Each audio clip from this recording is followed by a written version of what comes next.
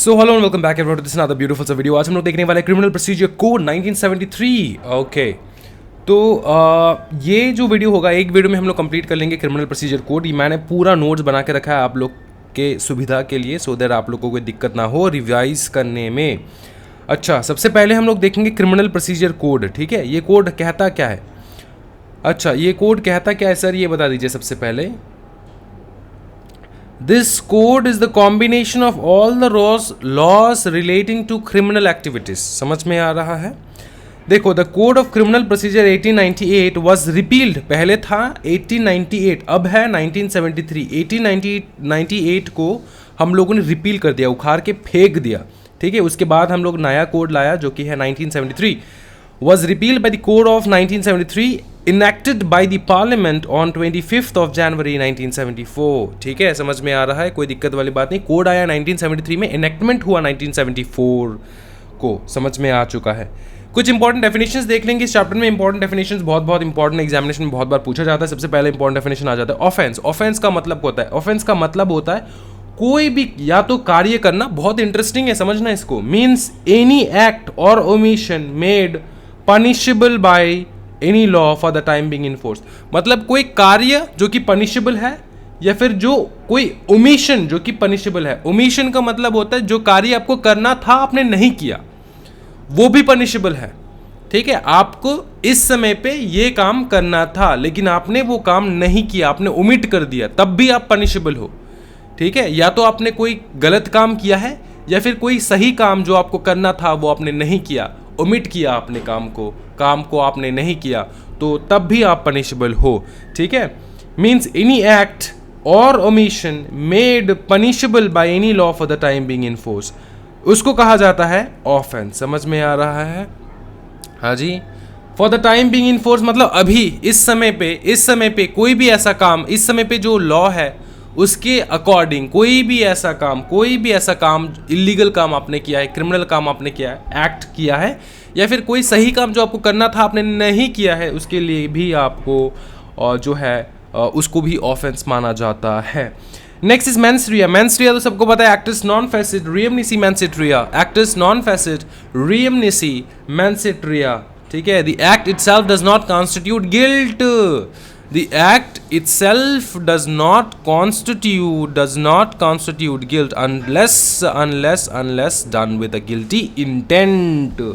ठीक है, कोई भी कार्य गिल्टी कार्य नहीं होगा जब तक कि ना उसको गिल्टी इंटेंशन से ना किया जाए। वो है ये सारा, ये जो एक्टस नॉन फेसिड रियम निसी मेंस-रिया है, ये लागू होता है क्रिमिनल एक्टिविटीज के ऊपर, सिविल एक्टिविटीज के ऊपर लागू नहीं होता है, सिविल क्राइम्स के ऊपर लागू नहीं होता। फिर देखेंगे टाइप्स ऑफ ऑफेंस। सीधा बात है, बहुत फेमस है, एग्जामिनेशन में बहुत बार पूछा गया है। सबसे पहला है बेलेबल ऑफेंस, उसके बाद है नॉन बेलेबल ऑफेंस, उसके बाद है non cognizable offence and cognizable offence. दोनों कहीं हद तक एक दूसरे के साथ रिलेटेड है। बेलेबल ऑफेंस, अच्छा एक चीज बताओ यार, कोई भी क्राइम आपने किया है जिसके रिगार्डिंग आपको बेल मिल जाए, राहत मिल जाए, तो क्या वो बहुत सीरियस क्राइम है? नहीं, वो सीरियस क्राइम नहीं है सर। अगर मेरे को बेल मिल रहा है किसी भी क्राइम के लिए, देन वो सीरियस क्राइम है ही नहीं। ठीक है, ये समझ में आ चुका है, कोई दिक्कत वाली बात नहीं है। नॉन बेलेबल ऑफेंस मतलब कोई सीरियस क्राइम है, कोई सीरियस क्राइम हुआ होगा ना, इसलिए बेल नहीं मिल रहा है, तो नॉन बेलेबल ऑफेंस और कॉग्निजेबल ऑफेंस, ये समझ में आ चुका है, कोई दिक्कत वाली बात नहीं है। ठीक है, कॉग्निजेबल ऑफेंस का मतलब होता है जहाँ पे कोई भी पुलिस ऑफिसर आके आपको धर पकड़ करके लेकर जाए विदाउट एनी वारंट वगैरह कुछ नहीं है उसके पास, आके तुमको धर पकड़ के लेकर गया because you are doing serious crime. छोटा मोटा क्राइम है तो वारंट लेकर आएगा आपके पास, है ना? समझ में आ चुका है, कोई दिक्कत वाली बात नहीं है। ओके, ये है कॉग्निजेबल ऑफेंस। नॉन कॉग्निजेबल भी समझ में आ चुका है सर, कोई दिक्कत वाली बात नहीं है। कंप्लेंट का मतलब समझा दीजिए सर। सब देखो, कंप्लेंट जो है ना वो हमेशा हम लोग करते हैं मैजिस्ट्रेट के पास। पुलिस के पास हम लोग कंप्लेंट नहीं करते, पुलिस कंप्लेंट नहीं करते, पुलिस के पास हम लोग करते हैं FIR, फर्स्ट इन्फॉर्मेशन रिपोर्ट। ये समझ में आ चुका है। अब देखो, जिंदगी में कभी भी गलती से मत बोल देना कि मैंने कंप्लेंट करवा के आया, नहीं, मैंने FIR करवा के आया हूँ। ठीक है, it is a different from FIR। Complaint is different from FIR which is always made to a police. FIR is always made to a police in writing. It means what it means, complaint means any allegation made orally, या तो आप orally allegation लगा रहे हो या फिर in writing दे रहे हो एलिगेशंस टू अ मैजिस्ट्रेट के पास with a view to his taking action that some person, whether known or unknown, has committed an offense, but it does not include a police report. समझ में आ चुका है? आप क्यों करवाते हो कंप्लेंट विद अ व्यू कि भैया किसी ने with a view to taking action that some person, whether known or unknown, has committed an offense. कोई इंसान ने ऑफेंस किया है, या तो नोन हो या तो अननोन हो, आपको पता है इस इंसान के बारे में, आपको नहीं पता है इस इंसान के बारे में, कोई दिक्कत वाली बात नहीं है. तो यहाँ पर ये कहने की कोशिश कर रहा है लेखक. समझ में आ चुका है?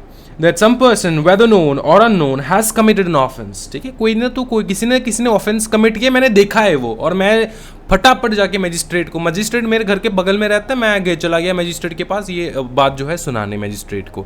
या तो मैं रिटन लिख सकता हूँ या तो मैं ऑरली लिख सकता हूँ. ठीक है. The requisites of a complaint are, मतलब द रिक्विजिट्स क्या है कंप्लेंट के इंपॉर्टेंट इंग्रेडिएंट्स. देखो, एन ऑरल और रिटन एलिगेशन होना चाहिए. सम पर्सन नॉन और unknown has committed an offence होना चाहिए. It must have been made to a magistrate. It must be made to a magistrate. It must be made with the object that he should take action. आप ऐसे magistrate के पास जाके तो नहीं बोल सकते कि चलो ठीक है मैंने ये देखा था, आपको बताना था, वैसे कुछ करना मत, उस इंसान को भला आदमी है, चलते हैं, bye, take care, tata, bye bye, ऐसा करके तो मैजिस्ट्रेट को नहीं जा सकते हो. आप जा रहे हो मैजिस्ट्रेट के पास विद इन इंटेंशन जाना होगा कि हाँ भैया इसको पनिश करो, इसने ऐसा क्राइम किया है. समझ में आ रहा है? बेल मतलब क्या होता है? लिख लो फटाफट लिख लो यार. बेल मैं बता रहा हूं, it means the release of the accused from the custody of the officer of law मतलब कौन? Police officer. And entrusting him to the private custody of a person लिखो, of a person who are sureties to produce the accused to answer the charges at this stipulated date or time. इसका मतलब क्या है? Bell का मतलब होता है police officer के हिरासत से निकाल के आप, कोई एक लॉयर आता है, कोई एक वकील आता है, आके वो श्योरिटी बनता है कि मैं श्योरिटी हूँ, मैं आपको गारंटी देता हूँ कि जब भी कोई भी डेट रहेगा, हियरिंग रहेगा, मैं इसको प्रोड्यूस करूँगा आपके सामने. ठीक है, इस प्रकार का इसको कहा जाता है बेल. समझ में आ रहा है? ठीक है, पुलिस ऑफिसर के हाथ से निकाल के आप इस इंसान को ट्रस्ट कर रहे हो एक वकील के भरोसे. समझ में आ रहा है कि वो लेकर आएगा इस इंसान को. समझ में आ चुका है? तो ये है बेल. एंटीसिपेटरी बेल का मतलब क्या होता है? एंटीसिपेटरी बेल फटाफट लिख लो. हाँ जी, an anticipatory bail is granted by the high court और अ कोर्ट ऑफ सेशन. ठीक है, हाई कोर्ट और a court of session to a person who apprehends arrest for having committed a non-bailable offense but has not yet been arrested. इसका मतलब क्या है? रात को आप सो रहे थे, एक मर्डर करके आप रात को सो रहे हो. ठीक है, फिर आपको सपने में आया कि पुलिस ऑफिसर, आपने सोचा यार आपने काम को अंजाम दे दिया, लेकिन काम को अंजाम अपने अच्छी तरीके से नहीं दिया. तो पुलिस ऑफिसर, आपने सपने में देखा पुलिस ऑफिसर आपके घर में आके आपको जो है आपके बनियान में खींच कर लेकर जा रहा है कोर्ट तक, है ना, आपको गिरफ्तार कर रहा है. तो इस डर से आपने क्या किया? आपने अपने आप ही आप गए पुलिस ऑफिसर के पास, कोर्ट के पास जाकर आप बोले कि मेरे को एंटीसिपेटरी बेल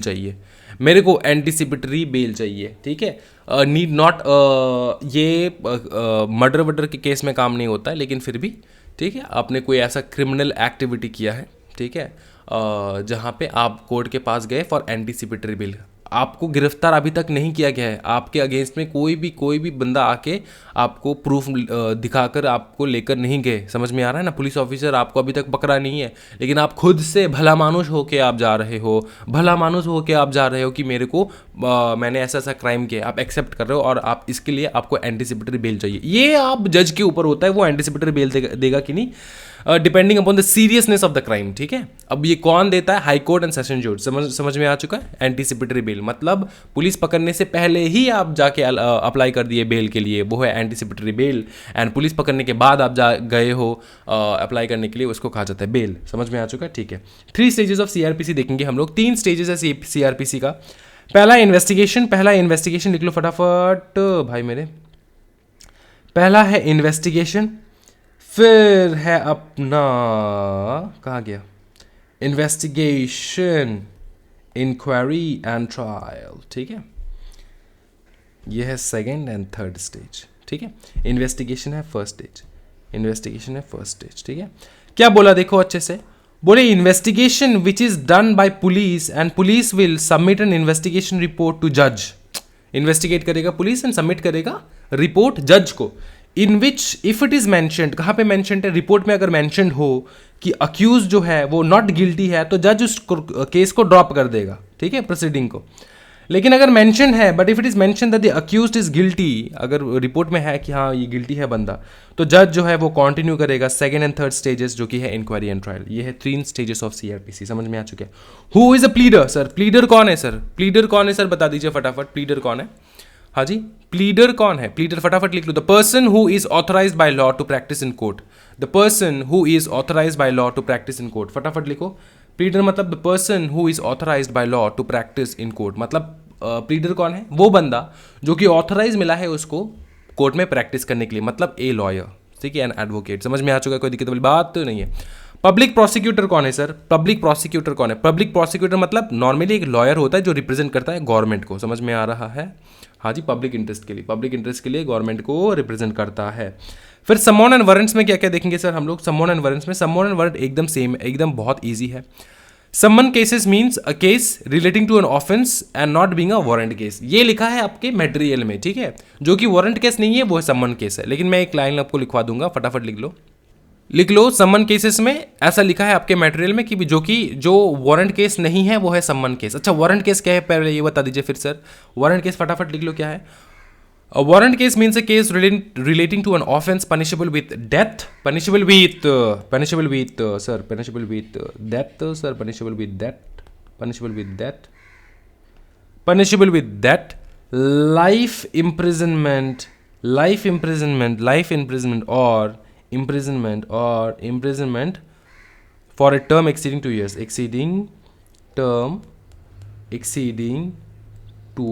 exceeding 2 years, वो है वारंट केसेस। 2 साल से ज़्यादा का आपको जेल हो रहा है तो वो है वारंट केसेस, लाइफ इम्प्रिजनमेंट का जेल हो रहा है तो वो है वारंट केसेस, डेथ का पेनल्टी मिल चुका है वो है वारंट केसेस, ठीक है।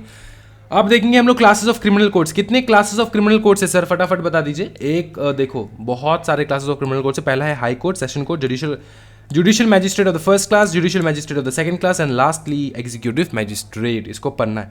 अच्छा, इनका पावर क्या क्या है, एग्जामिनेशन में बहुत बार पूछा गया तो मैंने यहाँ पे लिखवा दिया है, आपको ज़्यादा मेहनत करने की जरूरत नहीं है।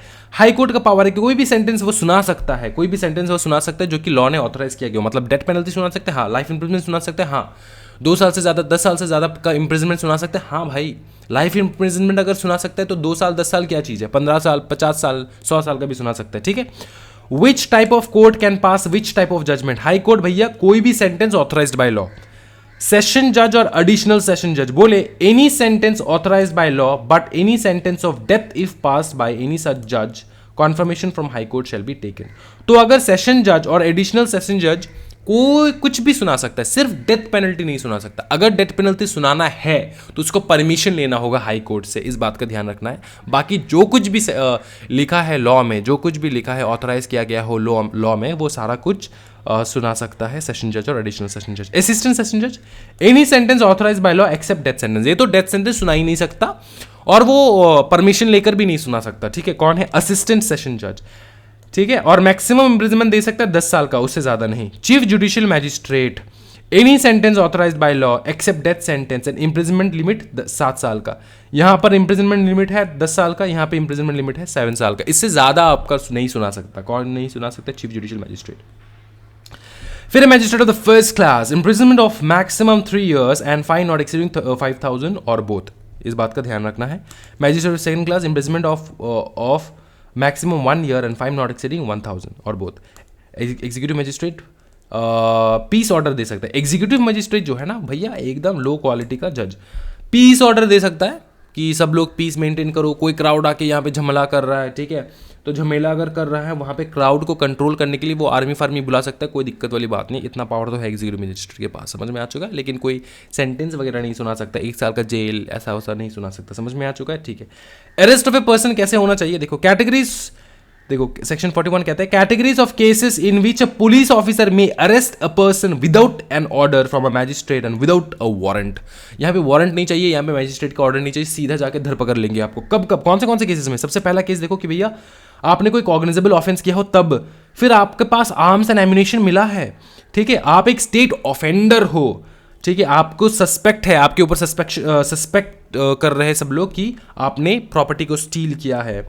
फिर ऑब्स्ट्रक्ट किया है आपने किसी पुलिस ऑफिसर को। ऑब्स्ट्रक्ट मतलब किसी पुलिस ऑफिसर को जाके पकड़ लो, सर में टपली मार के भाग गए, ठीक है, ऑब्स्ट्रक्ट किया है पुलिस ऑफिसर को। फिर है डेजर्टर। डेजर्टर मतलब भगोरा, मतलब डेजर्टर मतलब जो कि पकड़ लो आर्मी वगैरह में हो और आप भाग चुके हो वहाँ से विदाउट एनी प्रॉपर इन्फॉर्मेशन।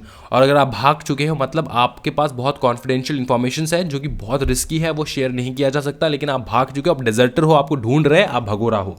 समझ में आ रहा है? तो तब जाके आपको धर पकड़ लेंगे। समझ में आ चुका है ना? कोई दिक्कत वाली बात नहीं सर। बवाल। Arrest on refusal to give name, क्या हो सकता है? हाँ जी लिख दो, यस। आप नाम नहीं दे रहे हो अपना।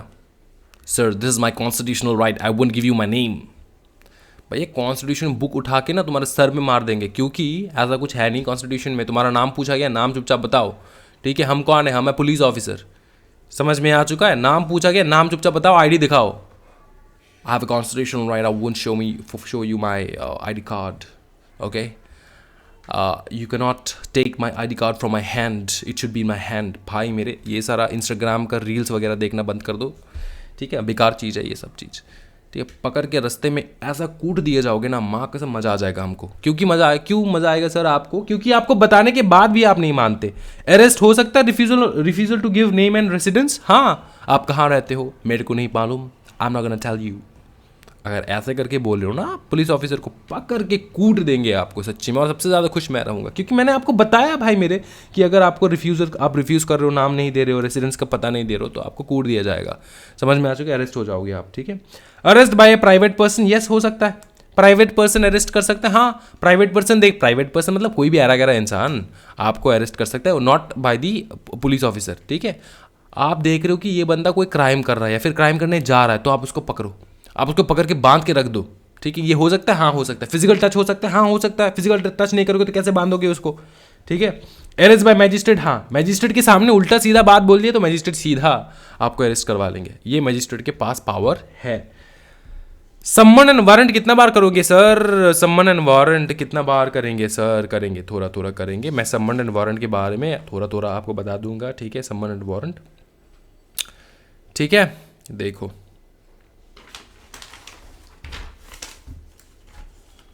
समन के बारे में यहां पे लिख लो फटाफट। समन लिखो, अ समन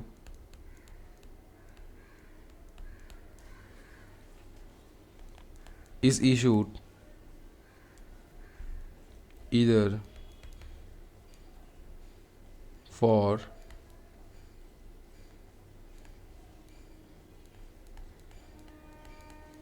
appearance or for producing a document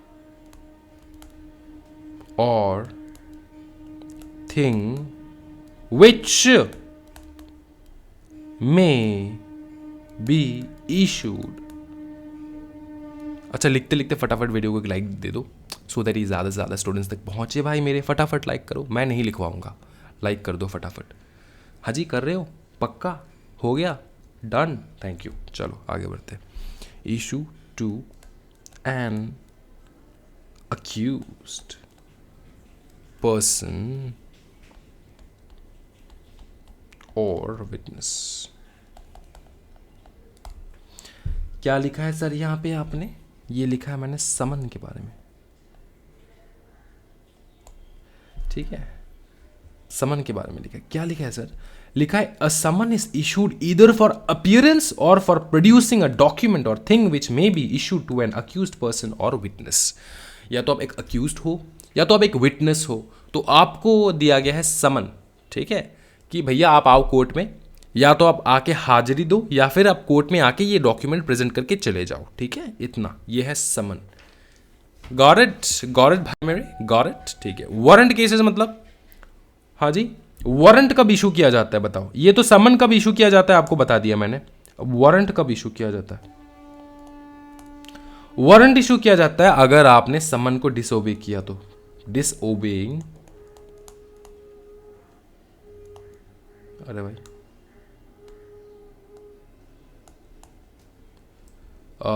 disobeying someone. फिर दूसरा है अपना for non cognizable offence, for non cognizable offence, ठीक है, फॉर नॉन कॉग्निजेबल ऑफेंस। ये समझ में आ चुका है। अच्छा वो ठीक है, ये समझ में आ चुका है सर, ये समझ में आ चुका है। अच्छा वारंट के नीचे यहाँ पे एक दो पॉइंट्स मैं लिखवाऊंगा, फटाफट लिख दो, ठीक है। मैं बताऊंगा, मैं डिक्टेट करूंगा, आपको लिखना होगा, ठीक है। फटाफट लिखो। It must be in writing. Warrant जो है ना वो लिखित में होना चाहिए हमेशा। It must be in writing, सबसे पहला पॉइंट वारंट का लिख लो फटाफट। नंबर 1 पॉइंट किस चीज़ का? वारंट का लिखो। It must be in writing, it must bear the name and designation, it must bear the name and designation of the person who is to execute it, who is to execute it. मतलब कौन execute कर रहा है warrant को? वो police officer जो execute करेगा ना उस वारंट को, उसका नेम और डेजिग्नेशन लिखा होना चाहिए वारंट में, कौन जा रहा है वारंट के साथ। It must give full name and description of the person to be arrested. जिस बंदे को आप अरेस्ट कर रहे हो उसका पूरा नाम एंड डिस्क्रिप्शन देना चाहिए आपको। It must state the offence charged, it must state the offense charge, फिर it must be signed by the presiding officer and must be sealed। ये समझ में आ चुका है? कोई दिक्कत वाली बात नहीं सर, एकदम दिक्कत वाली बात नहीं, बहुत ही ज़्यादा बवाल, ठीक है सर, समन वारंट हो चुका है। फिर देखो proclamation and attachment, proclamation and attachment, ठीक है, प्रोक्लामेशन एंड अटैचमेंट। अच्छा ये जो लास्ट मैंने पॉइंट लिखा है, it must be sealed, it must be signed by the presiding officer, जो ऑफिसर ये एग्जीक्यूट कर रहा है वो साइन करना चाहिए। And also it must be sealed, इसका मतलब क्या है कि सील होना चाहिए। ऐसे मतलब आप देखते नहीं हो कि CID वगैरह में पेपर निकाल के दिखा देता है ये है तुम्हारा वारंट, अबे यार एनवलप में होना चाहिए, सील होना चाहिए, ऐसे वारंट को हम लोग एक्सेप्ट नहीं करते, ठीक है, समझ में आ चुका है। It must be sealed. Proclamation and attachment, तो ये जो CID वगैरह में देख रहे हो ना बहुत कुछ झूठा है। अच्छा प्रोक्लामेशन अटैचमेंट बता दो सर। देखो प्रोक्लामेशन अटैचमेंट के बारे में क्या लिखा है लेखक ने लिखा है कि if warrant remained unexecuted because the accused became absconded, मतलब एब्सकॉन्डेड मतलब भाग चुका है, छुप चुका है, समझ में आ रहा है? एब्सकॉन्डेड मतलब लापता है, और इज कंसीलिंग हिमसेल्फ या अपने आप को छुपा रहा है, ठीक है। अगर मैंने वारंट निकाला तेरे नाम का और तू भाग गया, तू छुप रहा है, अंडरग्राउंड हो गया, तो हम क्या करेंगे? हम सीधा सीधा प्रोक्लामेशन अटैचमेंट करेंगे। देखो ना, sealing himself, then proclamation that is announcement in newspaper can be published. Proclamation मतलब अनाउंसमेंट करना न्यूज़पेपर में। क्या करेंगे न्यूज़पेपर? भाई मेरे, मैं तुमको बता रहा हूँ मिस्टर राजू श्रीवास्तव, आप अगर 30 दिन के अंदर अंदर नहीं निकले, अंडरग्राउंड से नहीं निकले, तो आपका सारा प्रॉपर्टी को हम लोग बेच बाच के खा डालेंगे। समझ में आ रहा है? तो यही बात है। Announcement newspaper can be published asking the accused to surrender himself within 30 days from the date of such publication. Otherwise, all his properties will be attached and sold. सारा प्रॉपर्टी को अटैच करके सोल्ड, सेल कर देंगे। समझ में आ रहा है? यह है प्रोक्लेमेशन अटैचमेंट। ये एक तरीका होता है अंडरग्राउंड लोगों को बाहर निकालने के लिए। समझ में आ रहा है? जो कि छुप चुका है। Search warrant, search warrant, search warrant कब कब इशू होता है वो देखो। Search warrant where the court has a reason to believe that a person summoned to produce any document or any other thing will not produce it। Court को लगता है कि जिस बंदे को मैंने सम्मन भेजा है ना वो उस डॉक्यूमेंट को लेकर नहीं आएगा, वो उस डॉक्यूमेंट को डिस्ट्रॉय कर देगा। नंबर 2, स्पॉट एट विच murder took place. Second case है जहाँ पे मर्डर टुक प्लेस हुआ है, वहाँ पे मर्डर हुआ है वहाँ पे। Number 3 is where a general inspection necessary है, एक जनरल इंस्पेक्शन नेसेसरी है। However a search warrant may be general और restricted in its scope as any place और पार्ट देयरऑफ। मतलब एक सर्च वारंट जो है वो रिस्ट्रिक्टेड भी हो सकता है, मतलब कि ये जगह आप सर्च कर सकते हो, वो जगह आप सर्च नहीं कर सकते, इस प्रकार का। समझ में आ चुका है ना? तो ये 3 केसेस में सर्च वारंट जो है वो निकाला जाता है। फिर बताओ security for keeping the peace and good behaviour and proceedings for maintenance of public order. देखो मतलब पीस ऑर्डर, हाँ पीस ऑर्डर हो सकता है, हाँ एग्जीक्यूट हो सकता है। एग्जीक्यूट कौन करता है? मैजिस्ट्रेट। ये हम लोग पढ़ चुके हैं सर। पब्लिक न्यूसेंस किसको कहा जाता है सर? अनलॉफुल ऑब्स्ट्रक्शन हो रहा है, कैरिंग ऑन एनी ऑक्यूपेशन जो कि इंजूरियस है हेल्थ के लिए, कम्युनिटी मतलब हमारे कम्युनिटी को जो है खतरा है इस प्रकार के ऑक्यूपेशंस के साथ, ठीक है। तो वो सारा वो पब्लिक न्यूसेंस हो जाएगा, ठीक है। फिर है बिल्डिंग और the disposal of any substance likely to cause conflagration, मतलब जो कि नुकसान पहुंचाएगा लोगों को, आसपास के लोगों को, तो इस प्रकार का चीज़ों को आपको बनाना भी नहीं है, डिस्पोज भी नहीं करना है आसपास, ठीक है। बिल्डिंग टेंट, पब्लिक प्लेस में आप टेंट, मतलब कोई पार्क में जाके आप टेंट लगा दिए, ठीक है, एंड वहाँ पे आप गुलू गुलू कर रहे हो, तो वो दिक्कत वाली बात, ये है पब्लिक न्यूसेंस। फिर है डेंजरस एनिमल्स, पिटबुल को पाल रहे हो, भैया पिटबुल बैन है, समझ में आ रहा है ना। इन सारे जानवरों को, डेंजरस जानवरों को